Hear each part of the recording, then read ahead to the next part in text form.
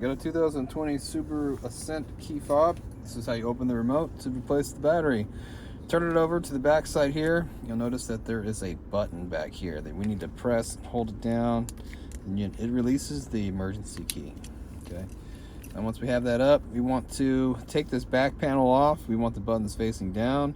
When we do this, now get your flathead screwdriver.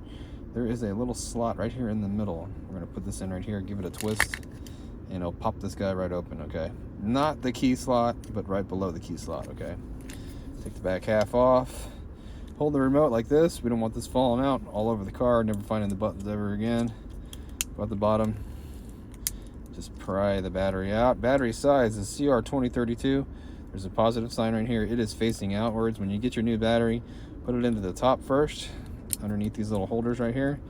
Slap it in like that. It'll lock. It should stay in place. If you need a battery, check the description box. There's an Amazon link there for you for the correct size battery. Get the back panel, stick it on top, start at the top part of the remote and work your way down until it's all locked in.